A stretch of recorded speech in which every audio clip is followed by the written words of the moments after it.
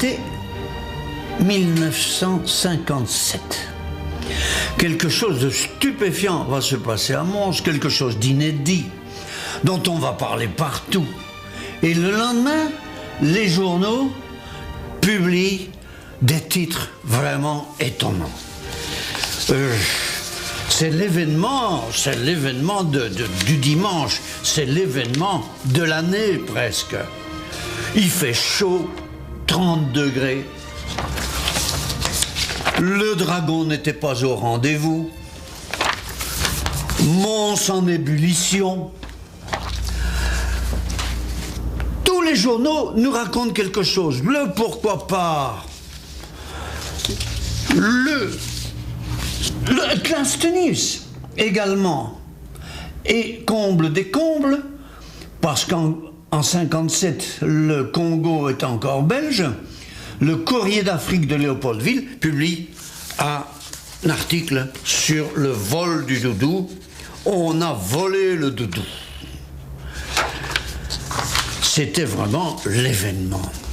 Et un journal régional aborde le sujet avec une autre approche humoristique. On nous dit dans ce titre que le doudou est allé faire la cour à la dragonne de Gilles Dechain à Ouam. Et là, nous entrons dans le sujet. Pourquoi Ouam? Bien, il se fait que Gilles de Berlaymont, appelé Gilles Dechain, est un croisé. Il a fait la croisade. Il est revenu, semble-t-il, parce qu'il y a plusieurs interprétations, ne nous y fions pas trop, avec une mâchoire de crocodile. Mais on dit à Ouam qu'il s'est battu dans les marais de Ouam et qu'il a abattu un dragon. Comme Gilles Dechain, Gilles de Berlaymont, a légué ses biens de Ouam à l'abbaye de Saint-Guilain, le bruit prend de l'ampleur. La mâchoire de crocodile, elle va à Paris, dans l'hôtel du comte de Hainaut à Paris, puis ça revient à Mons, à la bibliothèque, etc.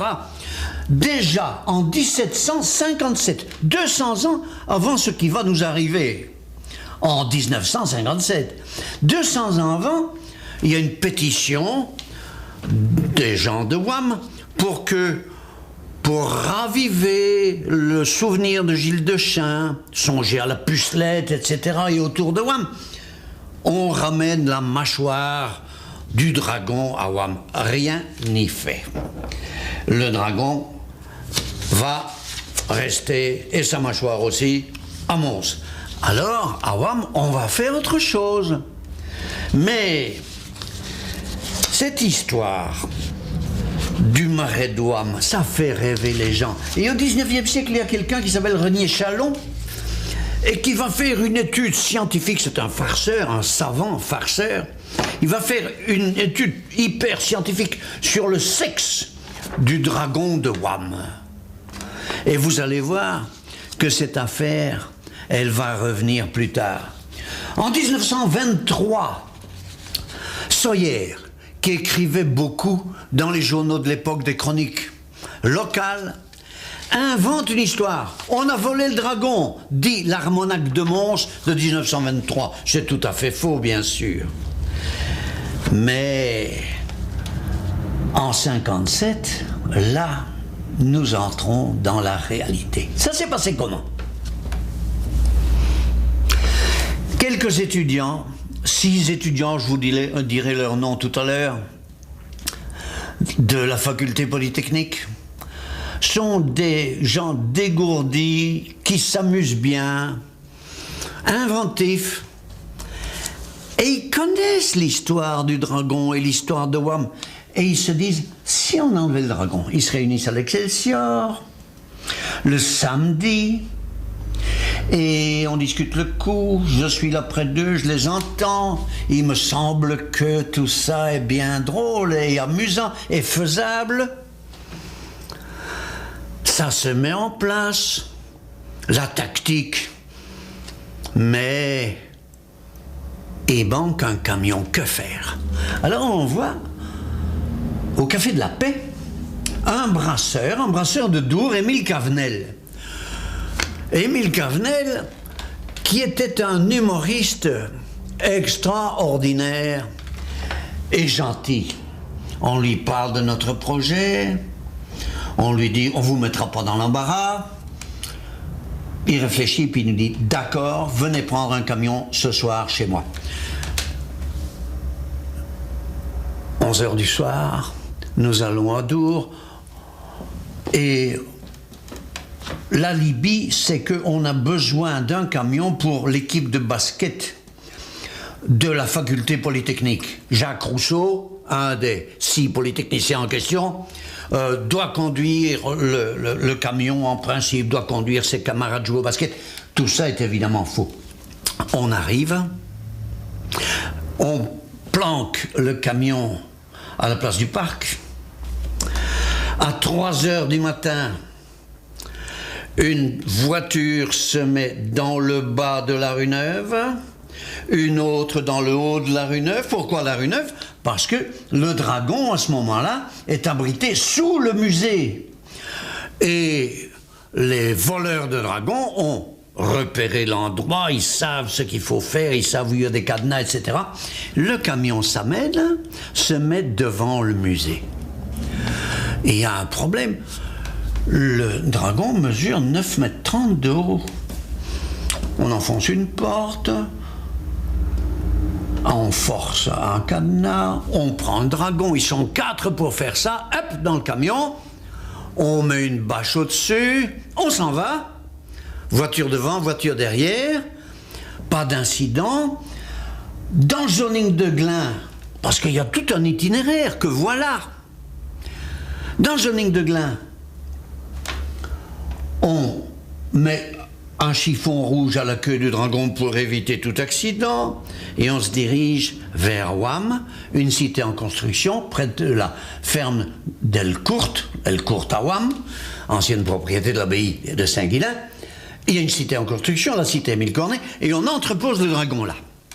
Bien, je suis chargé par l'équipe de prévenir quelqu'un pour qu'il n'y ait pas de révolution en Mons le lendemain matin. Je téléphone à l'avocat Facio, et que je connaissais bien, qui était au CAP, CPRS, dirait-on maintenant, et je lui dis on a volé le Dragon. Il me dit oui, bonne blague. Je retéléphone après au concierge qui dit on nous l'a déjà fait 100 fois, allez, je ne marche pas, et il raccroche. Personne ne veut croire. Mais à 10h30, le préposé à la surveillance du Dragon découvre que, effectivement, le Dragon est parti. Consigne du silence, personne ne doit parler, qu'est-ce que c'est de ça? On se tait. Rien ne bouge, la procession se déroule, on envisage 36 solutions. Est-ce que le petit Dragon ne pourrait pas remplacer le vrai Dragon lors du combat, etc. Et les policiers, les officiels de Mons ont tous un air figé, un air attristé. Ils restent en eux-mêmes, comme on dit. Pas un mot, nulle part. Les heures passent. Et tout d'un coup, voilà Collard, qui, au micro de la tombola de la rénovation de Mons à l'époque, dit « Écoutez, ce qui était une bonne plaisanterie au départ est vraiment détestable maintenant. Ça ne se fait pas. » Je suis sur la place. Que faire? Je me dirige vers Collard, je lui dis « Écoutez, on a téléphoné déjà que le Dragon se trouvait à Ouham à tel endroit. » Collard, entouré de policiers, m'embarque au bureau de police, on discute le coup, et on envoie pour la deuxième fois un camion à Ouham, et là, on le trouve, et on revient finalement avec le Dragon. Il y a une image qui nous montre ça. On débarque, le Dragon, près de Sainte-Vaudrue. Aramis, qui faisait Saint-Georges, et son cheval gamin s'impatientait depuis 1 heure. Le carillon n'avait pas sonné. Sur la place, il faisait chaud. Les cabaretiers n'ont jamais vendu autant de bière que cette fois, du moins pendant un certain temps, mais après, ceux qui recevaient des chambourlettes, ils s'impatientaient. Ah, catastrophe, voilà le rôti qui brûle. Mais finalement, le carillon sonne, le cortège se met en route et le dragon retrouvé descend. Le combat aura lieu. Il se passera bien. Mais avec des spectateurs peu ordinaires. Il y avait le nonce du pape, l'ambassadeur d'Italie, l'ambassadeur de Norvège, accompagné de leurs épouses, l'ambassadeur de Yougoslavie, le consul général de France, etc. Et comble des combles, Monsieur Lillard, ministre de la Justice, qui était reçu par son collègue Léo Collard, qui était à l'époque ministre de l'Instruction publique. Heureusement, Lillard, ministre de la Justice, avait le sens de l'humour. Il dit à Collard, comme ça, écoutez, ne vous en faites pas, si le dragon manque, si le dragon tarde trop, moi je descends dans l'arène et je vais faire le dragon. On plaisante, mais heureusement, tout se termine bien. Mais les réactions des gens, elles ne sont pas uniformes. Les Montois super caillots, ils n'ont pas digéré cette affaire-là. On a volé nos billets, c'est pas possible. Il y a une firme de monstres qui promet une récompense de 2000 francs pour l'année prochaine pour surveiller le dragon. Il y a la Chicorée Luxe qui dit « Nous avons été fondés à Ouham et si le dragon est allé à Ouham, c'est parce que nous, Luxe, nous avons été des Ouhamois. » Il y a un titre autour de ce qui aurait pu être une bonne plaisanterie. On fait des poèmes. Un vol historique, encore un poème, une dragonnade comme il y a l'Iliade, l'escapade du Lumeçon. C'est vraiment inouï comme suite. Il y a le farceur, qui publie un numéro spécial. À ce sujet, le farceur qui était édité à Boussu, comme chacun sait. Et petit à petit, ça devient folklorique. C'est ainsi, par exemple, que le colonel de Bloch, qui était un naturaliste de haut vol, invente que une dame de Ouham a retrouvé dans son jardin 6 gros œufs, comme on n'en connaît pas, qui sont probablement des œufs de dragon. Et la plaisanterie s'installe. Oui, mais le droit, la justice aussi va intervenir. Et là, que faire?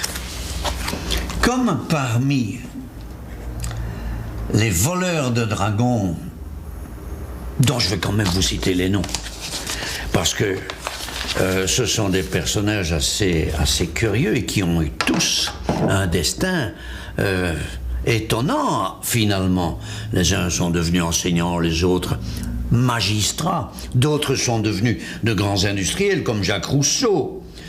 Il y a Max Blondiot, il y a André Van Holland, qui est un Montois vraiment viscéral, Serge Van der Straat, Pierre Blot, Claude Pépin, Albert Nicodème, Jacques Marlot, qui ont fait des études à l'étranger, et quelqu'un que nous avons perdu, malheureusement, et que nous estimions beaucoup, René Libert, à qui je dédie d'ailleurs cette émission. Et votre serviteur, bien entendu. Et tout le monde est convoqué. Les ravisseurs sont connus. Les voleurs, avec guillemets, du dragon sont connus. Ils sont convoqués à la police, puis au palais de justice. Ils disent « Nous n'avions pas de mauvaises intentions ». On les interroge longuement. Toutes les dépositions sont ici. Je ne vous dirai pas comment elles me sont parvenues. Et tout le monde s'arrange pour que les 2 voleurs mariés et qui travaillent n'aient pas d'ennui. C'est admirable. On s'arrange tous pour disculper Émile Cavenel qui avait prêté son camion. Alors à cet égard, j'ai oublié de vous dire que sur le camion de la brasserie Cavenel, il y avait Cavenel. Et une dame qui donnait le sein à son bébé à la rue Neuve voit un dragon dans un camion au moment où elle est devant sa fenêtre comme ça. Et elle lit, au lieu de Cavenel, dans l'obscurité, elle lit Carnaval. Et ça lui paraît tout à fait banal. Elle va déposer ça aussi au palais de justice. Heureusement, le procureur du roi, M. Schmitt, a le sens de l'humour. Il atténue les affaires. Il écrit une lettre magnifique d'humour et de nuances au procureur général à Bruxelles. Et le procureur général répond également en atténuant, en disant « bah, allez, ça va se passer. Il y a eu une fraction, mais c'est pas un vol quand même. » Et tout se tasse finalement dans une certaine bonne humeur. Tout va tellement bien se tasser que 30 ans plus tard, le jour de la Trinité aussi, et en prélude aux festivités de la Ducasse, les voleurs demandent pardon au bourgmestre Abel Dubois et au collège d'alors. On se met à genoux, on nous gronde, on nous dit ne faites plus jamais ça. On fait une réponse également humoristique et finalement, comble des combles, nous recevons une médaille. Pourquoi? Mais tout simplement, je crois, parce qu'on s'était rendu compte après tant d'années que le vol du dragon avait fait connaître Mons partout et que désormais, à partir de 57, ce n'est plus comme dans cette image du 19e siècle où il n'y a personne sur la place lors du combat du dragon. Il y a une estampe qui nous montre ça, il n'y a personne. Désormais, c'est l'immense foule, c'est l'immense succès. On vient de partout voir ce qui est probablement la fête folklorique la plus connue de notre pays. Vive les voleurs, quelquefois.